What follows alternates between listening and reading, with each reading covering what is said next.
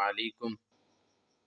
جی ناظرین، آپ سن رہے ہیں گجرانوالہ کاموں کی جیل کا ایک مناظرہ جو مولانا حبیب الرحمن یزدانی رحمہ اللہ اور مولانا اکرم رضوی بریلوی کے مابین کاموں کی جیل میں ہوا تھا،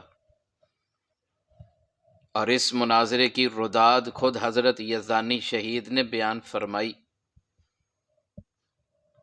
فرماتے ہیں کہ بریلویوں کے امام المناظرین سے ہمارا مناظرہ گزشتہ 8 تاریخ کو طے تھا، لیکن 7 تاریخ کو ہمیں بھی ان کو بھی تھانے میں بلا لیا گیا۔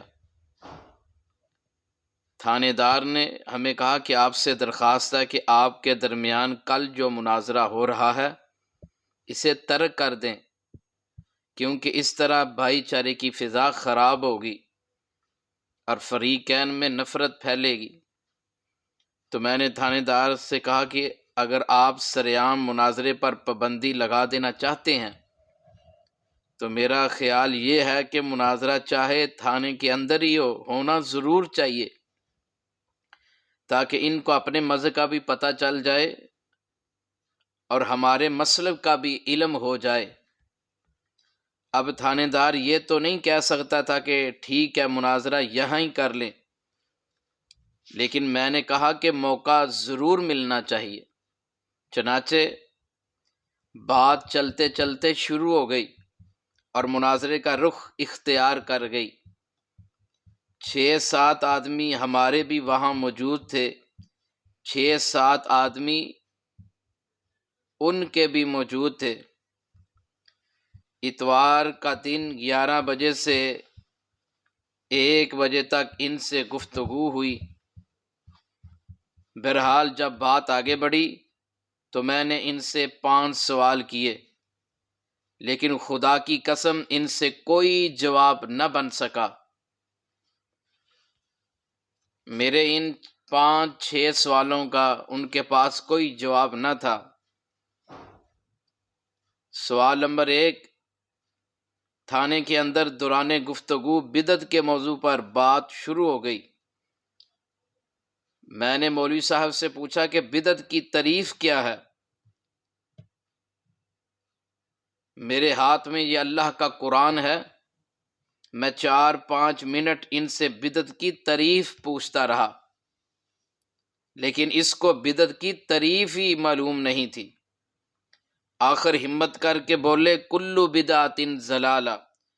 میں نے کہا آپ تو اپنی جماعت کے بہت بڑے عالم ہیں، لیکن آپ کو بدعت کی تعریف کا ہی علم نہیں۔ یہ جو آپ نے کلو بدعت ضلالہ فرمایا یہ بدعت کی تعریف نہیں، یہ حکم ہے۔ میں آپ سے تعریف پوچھ رہا ہوں اور آپ حکم بتا رہے ہیں۔ ان کے ایک مولوی سردار صاحب بھی وہاں موجود تھے۔ پھر میں نے ان سے پوچھا اور کہا کہ ان کو تو بدعت کی تعریف نہیں آئی، آپ ہی بتا دیں۔ تو مولوی سردار صاحب بھی بتانے سے قاصر رہے۔ پھر میں نے انہیں بتایا کہ بدعت وہ ہے کہ ایک نئی چیز کو دین کے اندر داخل کر دیا جائے اور اسے عین اسلام سمجھ لیا جائے۔ اب ان کا جواب سنیے اور سوچئے کہ ان مناظر صاحب کا علم کتنا ہے اور قابلیت کتنی ہے۔ مجھے کہنے لگے یزدانی صاحب آپ نے یہ جو اتنے سپیکر لگائے ہوئے ہیں کیا یہ بدعت نہیں؟ یہ تھانے دار اور دیگر تمام افراد کے سامنے گفتگو ہو رہی ہے۔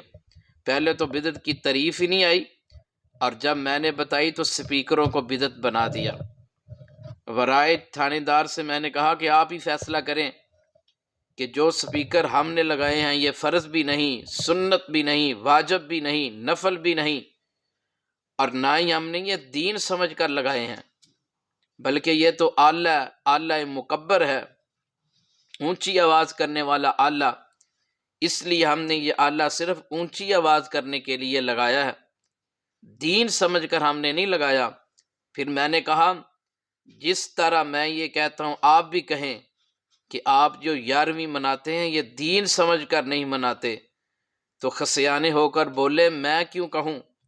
سوال نمبر 2، آپ ذرا اندازہ فرمائیں، کہنے لگے آپ جو دم کرتے ہیں شرک ہے۔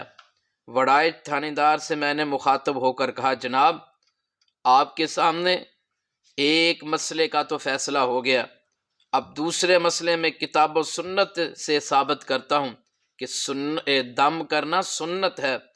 بخاری شریف کی روایت میں نے پیش کی کہ صحابہ کرام رضوان اللہ علیہم اجمعین کسی سفر پر گئے، ایک مقام پر قیام کیا، اور وہاں کا جو سردار اور چودھری تھا اس کو کسی سانپ یا بچھو نے ڈس لیا۔ گاؤں والوں نے سوچا کہ یہ جو مسافر آئے ہیں بڑے نیک ہیں، ان سے دم کرواتے ہیں۔ انہوں نے آ کر صحابہ کرام سے درخواست کی ہمارے سردار کو سانپ نے ڈس لیا اور آپ دم کر دیں۔ صحابہ نے کہا ہم اس کے بدلے 40 بکریاں لیں گے۔ ان کا سردار تھا، چاہے یہ 100 بھی مانگ لیتے تو وہ دے دیتے۔ بہرحال انہوں نے سورہ فاتحہ پڑھ کر دم کیا تو سردار کو آرام آ گیا۔ یہ قرآن پاک کی برکت ہے کہ شفا ہو گئی۔ انہوں نے 40 بکریاں ان سے لے لیں اور واپس مدینے پہنچے۔ میرے نبی علیہ السلام نے ان سے دریافت کیا کہ میرے صحابہ تم تو کسی اور مقصد کے تحت سفر پر روانہ ہوئے تھے، یہ بکریاں کہاں سے لے آئے ہو؟ عرض کیا اللہ کے نبی راستے میں ایسے ایک واقعہ پیش آ گیا، ہم نے سورہ فاتحہ پڑھ کر دم کی اور ان کے سردار کو آرام آ گیا، تو آپ نے فرمایا کہ بکریوں میں نبی کا حصہ بھی ہے، اپنے نبی کا حصہ بھی بکریوں میں سے نکالو۔ میں نے بخاری شریف کی یہ حدیث بیان کر کے پوچھا کہ صحابہ کرام نے سورہ فاتحہ پڑھ کر دم کیا، کیا صحابہ تمہاری نظروں میں مشرک تھے؟ نبی علیہ السلام نے ان سے حصہ طلب کیا تو کیا نعوذ باللہ ثم نعوذ باللہ نبی کریم کو بھی تم مشرک سمجھتے ہو؟ مجھے اس کتاب کے اتارنے والے کی قسم ہے ان مولوی صاحبان کو اس بات کا کوئی جواب نہ آیا۔ سوال نمبر 3، مولوی صاحب نے میرے سامنے ابو داود کی حدیث کے چند الفاظ پڑھے اور وہ بھی غلط، اتمام شرک۔ میں نے پوچھا مولوی صاحب یہ تو بتائیے کہ اس کا معنی کیا ہے، اس کا معنی کیا ہے اور اس کا سیگا کیا ہے؟ کہنے لگے ہم یہاں کیا کوئی سیگے نکالنے کے لیے آئے ہیں؟ سوال نمبر 4، پھر میں نے سوال کیا اچھا آپ نے مناظرہ کی رٹ لگائی ہوئی تھی، چلیے یہی بتا دیں کہ مناظرہ کا معنی کیا ہے۔ کہا میں کوئی معنی بتانے کے لیے نہیں آیا، اور مولوی صاحب کے یہ الفاظ تھے، تمام لوگ جو وہاں موجود تھے اس بات کے گواہ ہیں، میں یہ بات اس لیے کر رہا ہوں کہ میرا تھانے میں معاہدہ ہوا تھا کہ ایک دوسرے کے خلاف بات نہیں کرنی، لیکن انہوں نے خود معاہدہ توڑ دیا، اس لیے میں اب پابند نہیں ہوں۔ مجرم وہ ہوتا ہے جو معاہدہ پہلے توڑے، جو بعد میں دفاع کرے وہ مجرم نہیں ہوتا۔ اور کاموں کی ٹھانے میں جو معاہدہ ہوا تھا پہلے ان کے مولوی صاحب نے اس معاہدے کو توڑا ہے، اس لیے اب میں اس معاہدے کا پابند نہیں رہا۔ سوال نمبر 5، میں نے دریافت کیا کہ آپ جو ابو داؤد کی حدیث بیان کر رہے ہیں کہ ابو داؤد کی کوئی شرح بھی ہے جو پاکستان میں فروخت ہوتی ہے، دکانوں پر ملتی ہے، لائبریریوں میں مل سکتی ہے؟ مجھے اس کتاب کے اتارنے والے کی قسم ہے ان کو ابو داؤد کی شرح کا نام ہی نہیں آیا۔ اہل حدیثوں سنو، تم یہ آواز گلی گلی پہنچا دو، تم میں پراپوگنڈے کی کمی ہے۔ وہ جھوٹے ہو کر شور اور وویلا مچا کر سچے بن جاتے ہیں اور تم سچے ہو کر بھی چپ سادھ لیتے ہو۔ اب ایسا نہیں ہونا چاہیے۔ اسی پر بس نہیں، میں اپنی کرسی سے اٹھا اور ایک دوسرے مولوی صاحب کے پاس گیا اور پوچھا ان کو تو ابو داؤد کی شرح کا پتہ نہیں، آپ ہی بتا دیں۔ لیکن اس مولوی صاحب کو بھی نام نہیں آیا۔ پھر میں نے انہیں خود ہی بتایا ابو داؤد کی شرح کا نام ہے عون المعبود، میرے پاس گھر میں موجود ہے، مکے سے خرید کر لایا تھا، اس میں لکھا ہے تمائم، تمیمہ کی جمع ہے۔ سرکار مدینہ نے فرمایا کہ تمیمہ حرام ہے، شرک ہے۔ عرب کے لوگ جاہلیت میں من کے گلے میں پہن لیتے اور آج بھی کئی لوگ پہنتے ہیں، اور اللہ کے نبی نے فرمایا گلے میں من کے پہننا حرام ہے، شرک ہے۔ سوال نمبر 6، میں نے کہا آپ کو تو خود اپنے مذہب کا پتہ نہیں، مجھ سے کیا بات کرو گے؟ میں نے سنت سے ثابت کر دیا ہے کہ دم کرنا مسنون ہے، اب آپ ثابت کریں جو آپ 11ویں کا ختم وغیرہ کرتے ہیں یہ اسلام میں کہاں ہے؟ اس نے کہا جیسے آپ ولیمہ اور عقیقہ کرتے ہیں ہم 11ویں کر لیتے ہیں۔ میں منبر رسول پر کھڑا ہوں، حضرت یزدانی شہید فرما رہے ہیں آپ نے اس پورے مناظرے کی رداد خطبہ جمعہ میں بیان فرمائی، فرمایا میں منبر رسول پر کھڑا ہوں، اگر ایسے بات نہ ہوئی ہو یا میں نے زیر زبر کی کمی و بیشی کی ہو تو میں مجرم ہوں۔ ان کی یہ بات سن کر وڑائی تھانے دار صاحب بھی مسکرا پڑے، تو میں نے ان سے مخاطب ہو کر کہا جناب آپ نے دیکھا ان کا مطالعہ کتنا وسیع ہے، ان کو اتنا معلوم نہیں، دعوت ولیمہ سے احادیث کی کتب بڑی پڑی ہیں، اور مجھے یہ کوئی ضعیف موضوع غیر مستند روایتی دکھا دیں کہ 11ویں کا اسلام میں وجود ہے۔ ان کا مطالعہ یہ ہے، ان کی تو اہلیت یہ ہے، ان کی علمیت یہ ہے، ان کا نالج یہ ہے، ان کے نزدیک 11ویں اور ولیمہ ایک ہی چیز ہے۔ پھر جواب دیا کہ 11ویں میں کیا ہوتا ہے؟ صدقہ ہی تو ہوتا ہے، اصالِ ثواب ہے۔ بات اب سننے والی ہے۔ میں نے سوال کیا یہ اصالِ ثواب 12ویں 13ویں 14ویں تاریخ کو بھی پہنچ سکتا ہے کہ نہیں؟ تو برملا کہا ہاں دوسری تاریخوں کو بھی پہنچ سکتا ہے۔ تو پھر میں نے پوچھا کہ 11ویں پھر ضروری تو نہ ہوئی، یہ 14ویں 15ویں 16ویں کو بھی اس کا ثواب پہنچ جاتا ہے، تو پھر 11ویں پھر ضروری تو نہ ہوئی؟ تو ان کے امام المناظرین نے جو بڑے بڑے بلند دعوے کر رکھے تھے بالاخر یہ اقرار کر لیا کہ 11ویں ضروری نہیں۔ تھانے میں وڑائی تھانے دار کے سامنے ان کے مولوی صاحب نے اقرار کیا کہ ہاں 11ویں ضروری نہیں، یہ اللہ کا قرآن میرے ہاتھ میں ہے۔ جب ان کی زبان سے میں نے یہ اقرار سنا تو میں بے ساختہ تھانے میں پکار اٹھا نعرہ تکبیر اللہ اکبر، مسلک اہل حدیث زندہ باد۔ فرمانے لگے ایمان سے بتائیے کہ نعرہ وہی لگا سکتا ہے جس کو فتح حاصل ہوئی ہو اور جیت گیا ہو، اور جس کو جواب ہی کوئی نہ آئے وہ اس طرح نہیں کہہ سکتا۔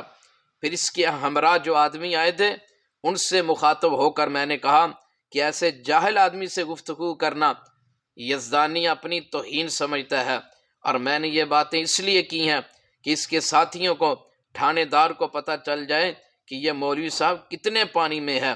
تھانے دار صاحب بھی ان کی عالمانہ حیثیت کو جان چکے تھے، لہٰذا گویا ہوئے کہ برائے مہربانی اب آپ مناظرے کی بات ختم کر دیں۔ اور میں نے بات ختم کرتے کرتے ایک اور سوال کیا کہ حضرت بلال رضی اللہ تعالی عنہ 10 سال تک اونچی آواز میں اذان کہتے رہے، تو کیا وہ درود بھی اتنی اونچی آواز میں پڑھتے تھے کہ جتنی اونچی لوگ اذان کی آواز سنتے تھے اتنی اونچی درود کی آواز بھی سن سکیں؟ تو اس نے کہا سنتے تو نہیں تھے لیکن منع نہیں آیا۔ میں نے کہا اس کی طرف آئے ہو تو اذان میں حی علی الصلاۃ حی علی الفلاح 2 مرتبہ آیا ہے، اگر کوئی آدمی 5 مرتبہ کہہ دے تو کیا آپ منع دکھا سکتے ہیں؟ اسی طرح اذان کے آخر پر لا الہ الا اللہ کے بعد پھر محمد الرسول اللہ کہنا جائز ہے کہ نہیں؟ کہا نہیں جائز۔ میں نے پوچھا بتائیں اس کا منع کہاں لکھا ہوا ہے؟ یہ 7 مسئلے زیر بحث آئے لیکن یہ اللہ کا قرآن میرے ہاتھ میں ہے، ان کو کسی بھی سوال کا صحیح جواب نہ آیا، اور باہر آ کر شور مچا دیا کہ یزدانی بھاگ گیا۔ یہ تو وہی بات ہوئی نا، ایک سکھ کو گرفتار کر لیا گیا، ساری رات اسے جوتے پڑے، اس کی خوب پٹائی کی گئی، باہر کھڑے ہوئے اس کے ساتھی بڑی بے چینی سے اس کی چیخیں سن رہے تھے۔ صبح کو جب سکھ سے ساتھیوں کی ملاقات ہوئی تو ساتھیوں نے پوچھا کیا بات تھی، ساری رات اندر سے شور کی آوازیں آتی رہی ہیں؟ تو سکھ کہنے لگا کہ وہ تو صفائی کر رہے تھے، کتابیں وغیرہ جھاڑ رہے تھے۔ اس سکھ کی طرح ان مولویوں کا بھی یہی حال ہے، اور مجھے افسوس ان لوگوں پر بھی ہے کہ جو اس مولوی صاحب کے ساتھ تھے۔ بہرحال وڑیچ صاحب نے جو تحریر لکھی کہ کل سریعام مناظرہ نہیں ہوگا اور اس پر سب سے پہلے انہی مولوی صاحب نے دستخط کیے اور بعد میں پھر میں نے دستخط کیے اور بات ختم ہو گئی۔ اور میں نے کہا یزدانی باغا نہیں، جاؤ کوئی بھی مقام رکھ لو، یزدانی اسی مقام پر سب سے پہلے پہنچے گا۔ اللہم اغفر لہ ورحمہ وعافہ واعف عنہ، اللہم اغفر لآبائنا ولأمہاتنا ولمشائخنا ولاساتذتنا۔